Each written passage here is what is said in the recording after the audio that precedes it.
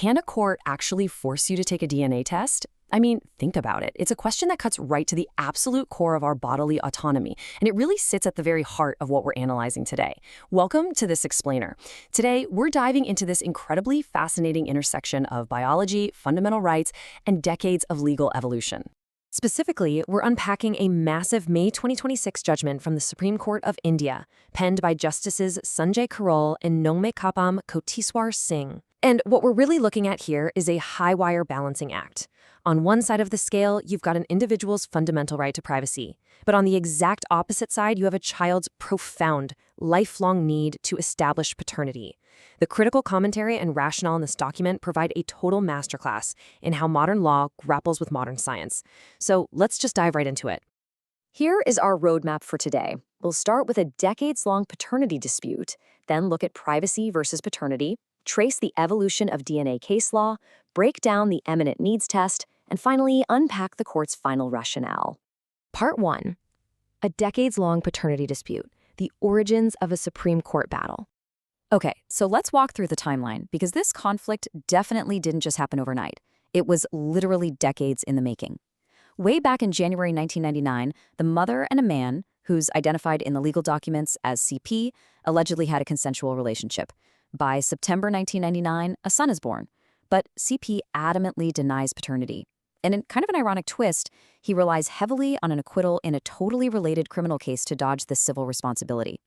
Then, for the next several years, from around 2003 to 2010, there's this messy web of intermittent maintenance litigation. At one point, a high court even observes that the mother and son failed to establish a relationship with CP. Fast forward to today. The son is an adult, and he files a brand new civil suit.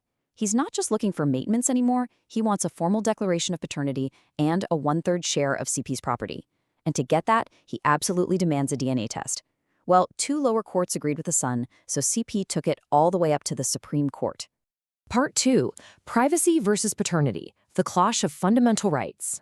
So, we have 2 absolute legal imperatives colliding head-on here. CP's main argument is deeply anchored in his right to privacy. He's arguing that he simply cannot be forced to give a DNA sample for what he calls a roving inquiry. He's insisting there's no eminent need for the test, and crucially, he claims the whole suit is barred by res judicata.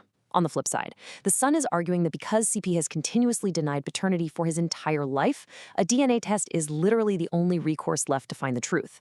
His legal team is forcefully contending that the child's interest vastly outweighs CP's privacy rights in this specific context. Now, quick sidebar before we move on. I want to de-jargonize that term CP used, res judicata. It's basically a fundamental legal principle, meaning a matter has already been conclusively judged by a competent court, so you can't just keep pursuing it with the same parties. CP is essentially saying, look, earlier courts in the 2000s already said you couldn't prove a relationship during those maintenance cases. This issue is closed, period. But as you'll see in the court's critical commentary later, the son's counter-argument that those older proceedings were just summary in nature and not a full trial becomes an absolute game-changer. Part 3. Evolution of DNA case law. How the court's rationale actually shifted over 30 years. You really can't fully grasp a 2026 ruling without looking at the precedents that paved the way. But first, we have to understand this massive hurdle that exists in a lot of paternity cases. Even though it didn't strictly apply to the facts of this specific case, it frames the whole legal environment. I'm talking about Section 112 of the Indian Evidence Act. This is the legal presumption that a child born during a valid marriage is legitimate. Historically, the courts have fiercely protected this presumption to avoid branding a child as illegitimate or a mother as unchaste.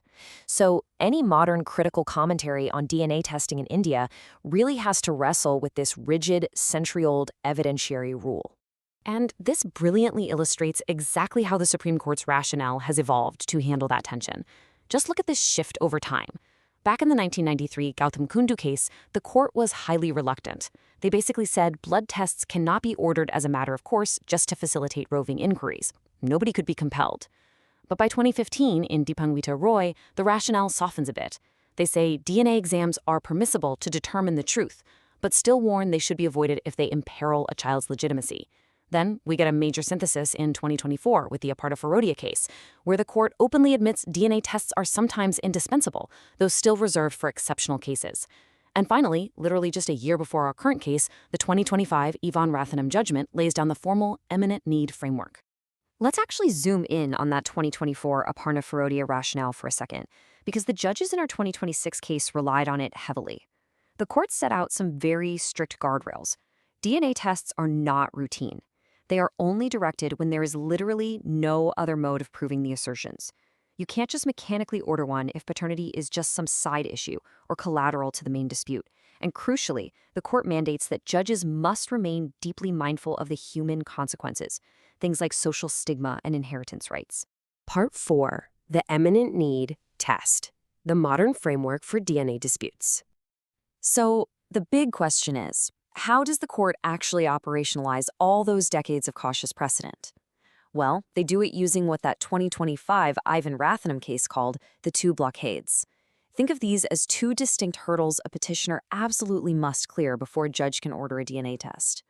Blockade 1, there has to be an absolute insufficiency of existing evidence to reach the truth.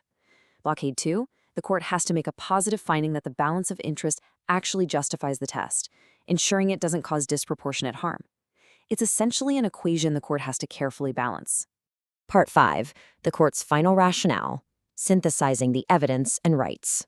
All right, let's see exactly how Justices Carroll and Singh applied these blockades to our May 2026 case. First, they had to deal with the existing evidence and CP's whole claim of res judicata. And the court's stance here is just definitive. They note the alleged relationship happened in January 1999, the son was born in September, and CP has consistently denied it. Crucially, they pointed out there's no other evidence that can provide a categorical answer. But what about those older court orders saying no relationship was established?